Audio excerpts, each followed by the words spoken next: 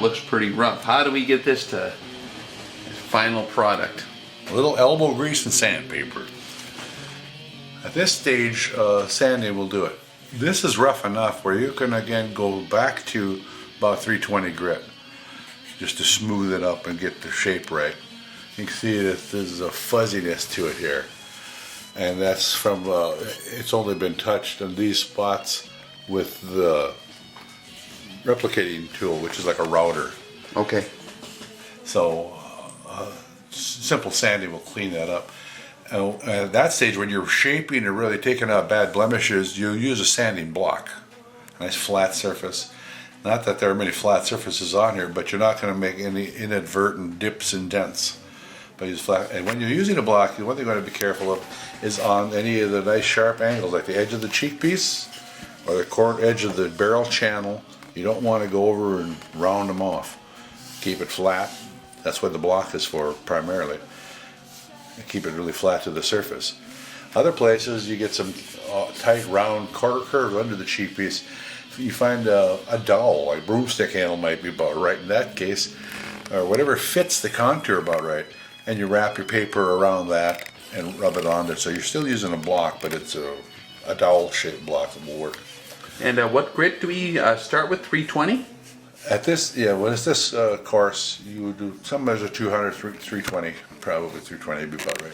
And then where do we go? And then once that's all done, it's going to start looking pretty smooth. Something more in the order of this. And then do we work up in grit even more before we start applying oil? Right. Then we want to use a 400 grit to go over it to really get it smooth out the 320 scratch marks, you might say.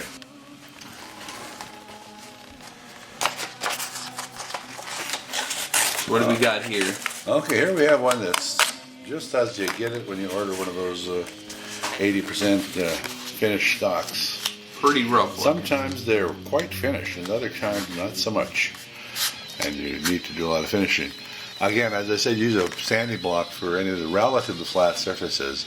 And where they get the tight curve, of course, you couldn't get in there with a big flat block at all anyway. And you wouldn't want to. So what you then do is you make yourself a curved sanding block, wrapping it around any appropriately contoured object. And again, with the grain is the secret. Now this is 240 grit paper because this is fairly rough right here.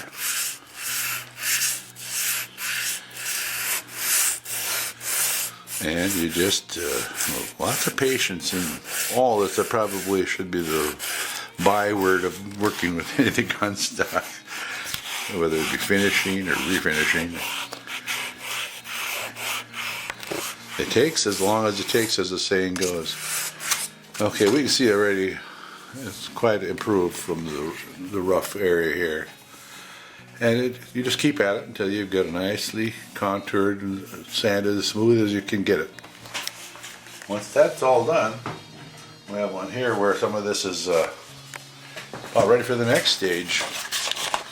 So we can discard the coarser sandpaper and go to a finer 400 grit. And here's one of the little tricks you'll find. And I think most gunsmiths do this. In fact, at one of the gunsmith supply places, you can buy strips of sandpaper in any of these grits that are long strips. You cut off a piece, and then you're going to do this kind of thing, fold the paper to use it. Well, one key thing to remember is you never fold grit against grit. It's going to wear itself out. The only thing that should touch that paper is the back of the paper, not the other grit. But this way you get a little bit of a padded surface, and you have several padded surfaces that you can go through and wear through them. So again, with the grain, now we're trying to just finish it up a little bit here. Get an even finer finish to it.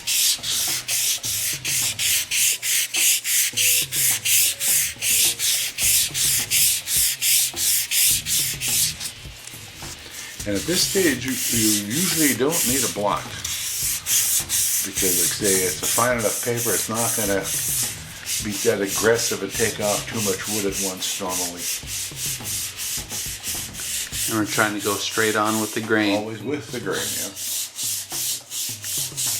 And by with the grain,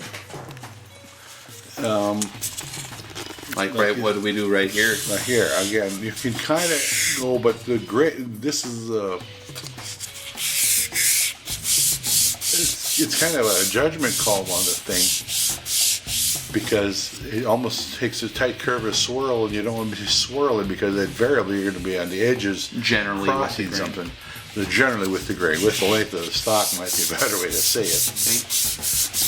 Okay. Just for demonstration purposes, that's ready.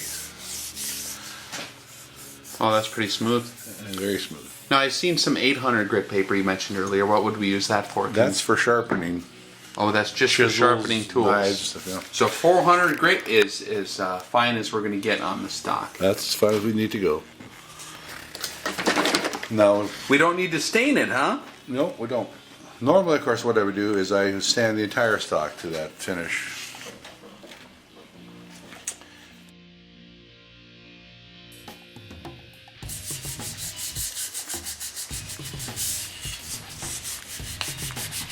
Are you filming me? I am. Okay, notice how I don't even brush off the dust. It really isn't necessary, because the next step I'm going to do is called sand filling. Sand filling. Or, yeah, sand dust filling. We take very little oil is all it takes. This cap, I didn't pour it in. It's just what's wet from shaking the can. This is boiled linseed oil. Boiled linseed oil. And rubbed into the wood. And So you're not pouring the oil onto the stock, No, sirree. just a drop at a time. Yeah.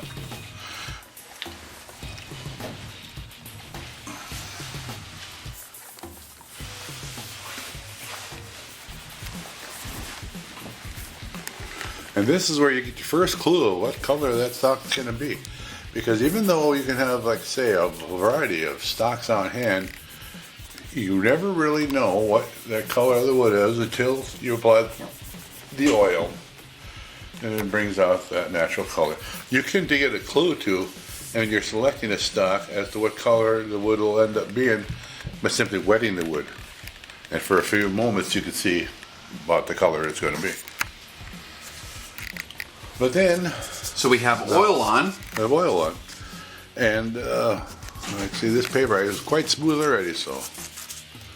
This is the way it worked out. You can just tear that off. Now we sand it in. Now what we're going to do is end up creating a mud of oil and sawdust. And let that work together. So you're rubbing the sawdust into the pores. That's right. And this is going to really increase your sheen if you do this enough. Well, it closes the pores and makes the wood look and be much richer. It also preserves the wood better because it's less absorbent because there are no pores on it. Seals it up. Now, right now, I put on too little. The very first coat, you can have a little more oil than normal. But normally, when you're putting linseed oil on, it is done so sparingly. The one big danger of screwing it up is slightly too much oil. And that drying time will change from 7 to 10 days to 4 to 6 months. And it's that much difference. Just a little too much oil, and it just does not want to dry. It will eventually, but it takes for almost forever. So better to use too little than too much. Yeah. But at the very first stage, the wood is raw, so it's going to absorb quite a little just going in deep. So what we're working with is going to be just a fraction of what we're first putting on and then sanding in. And this is just the elbow grease stage. Now, how many hours are you going to spend doing this? The amount of time seems negligible once you've waited for the drying time. Okay. You might spend an hour sanding in the whole first coat, maybe less even, half hour to an hour, I'd say, to oil it and sand it in. And then Then you got to wait for a week or 10 days for it to dry. Okay. And then you do it again? And you can feel it right now. I mean, it's even much smoother. I mean, it's like glass, perfectly yeah. smooth, yeah? But you can still see there are pores here, the open pores. So it's going to need another coat of just what I did.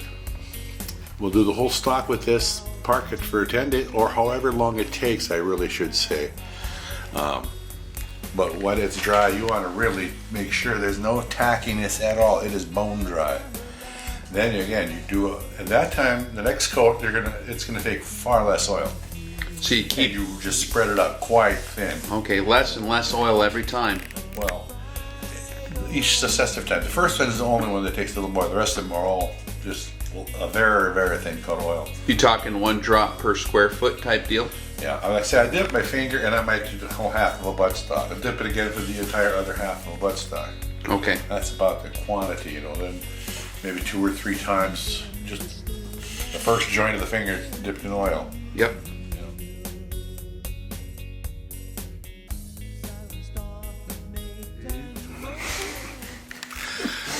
Okay, what do we do now? All right, like I say, we wait till this dries, however long it takes. Then we do the same thing again with oil and sandpaper until all these little, you see the little long, they're like little cracks in the wood actually, and it's from the drying of the wood, the shrinking of it. Yep.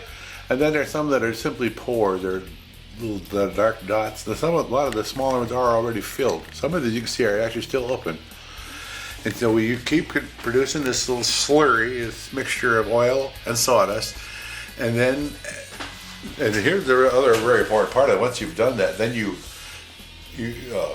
what I do normally is I'll sand the entire stock with oiled stock, sand the entire stock, and then it's got this mud all over it. And then you just hand rub it in, Okay. vigorously, hard and hot and heavy, with the grain to force this into the pores. And you park it, let it rest. Come out when it's totally dry. You do it all again. And it'll normally take 3 to 5 coats of sand finishing. But the real test is just look close. And once you don't find no more little like open cracks and pores, that's what the object of this all is. It's not to finish as for the appearance of the finish, but simply to fill the pores completely. Again, it serves the purpose of really protecting the wood well, because no moisture can get in if it's that well sealed. Once you've done that after 3 or 4 or 5 coats, whatever it takes, and it's all dry, normally if that's all you're going to do is finish the stock, then you take unsigned oil, without sanding it, you rub it over very thin, and rub it in thoroughly and vigorously and hot. Just by hand? Just by hand, but no sanding involved. You let that set, and usually it's done. Now if you want it really glossy, you can put another coat, up to 3 coats of just oil on it. So you physically rub it in with your hand? With your hand, and there's no substitute for that. It works the best. The texture of your hand, it's the finest grit sandpaper there is. Well, it's like a chamois almost or something. Okay. And yet it's not so absorbent, so it's not taking it in the hand, it's pushing it in the wood. Gotcha. But it's soft and gentle enough on the wood. Then your stock is done. Now at some stage, if you're going to be doing carving and checkering, what a lot of times I'll do is just get it to where the pores are filled, and then I'll checker and carve it. About 80% complete with as far as your oil finish. All we need is that final finish coat on it. And the reason is because once I'm done checkering and carving, once in a while on the edges, I'm gonna, make a little nick here or there possibly that I may have to sand out. And if that piece of a checkering line went outside of the pattern into the clean, supposed to be open wood, it makes a nick there, I could take sandpaper and feather it in, just take that scratch out. Okay. And then re-oil it. But then I'll have to do a little 400 grit again, probably to fill the pores on that spot. But then because I'm going to have to re-oil, even if I didn't do any mistakes, I have to put oil in the checkering, because I'm cutting down to the raw wood. So once I put the oil in there, and that you brush in with a toothbrush, so you don't want it pooling up in the bottom of the checkering. But as you brush it in, you're going to get oil on the edges and stuff, so then I just use that to rub it into stock for the final finish coats. And usually, say that takes 2 coats to seal the checkering. And there you're not trying to get the checkering glossy, you're just sealing it for the protection of the wood. And again, one of the nice advantages of the linseed oil as opposed to the clear coat is that you can come back and do those touch-ups. That's right. If it was sprayed on hard coat, you wouldn't be able to really do that, huh? It'll show repair of any kind of the finish will always show.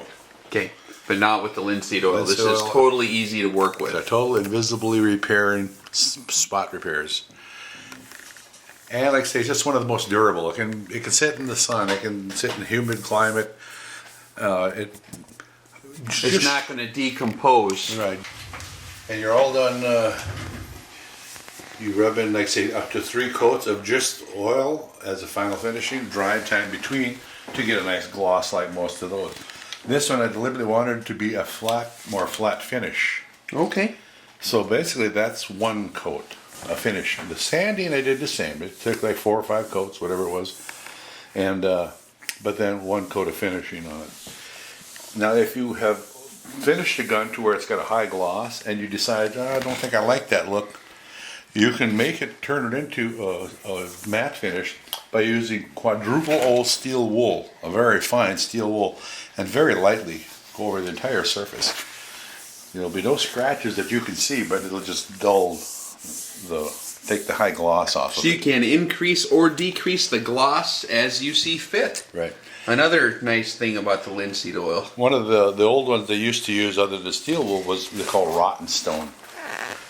And it's a paste, I believe, I've never used it, but in the old days that was the go-to. I think it's a paste you put on a cloth, and it's just a very mild abrasive that you would rub it on to take off that high gloss.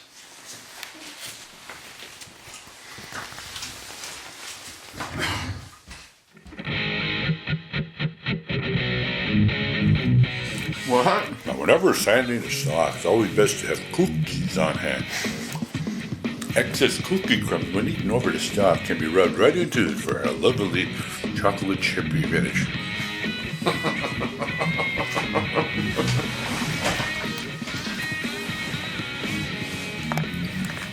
So can we do a coffee stain finish? We can rub coffee into the wood. Actually, that might actually add some weird color to it, you It think? would probably very likely. Most of this water would evaporate out, wouldn't be much there, but So rub cookies and particularly chocolate chip. dip the cookie in the coffee, and then you rub that slurry into here. Then you almost start that always smell delicious. And then a pinch, it tastes good too. And you can choose. Oh wait, before you eat the cookie, you can choose the grain pattern based on the dispersion of the chocolate chips in the cookie, so you can smear the cookie across, and it'll make a grain pattern. Right, and you get the nice contrasty colors if you use the M&M chocolate chips in there. Oh yeah, I There's suppose little you bits would. of reds and oranges, you know. Not quite like those pretty laminates, but kind of the same effect. Yeah.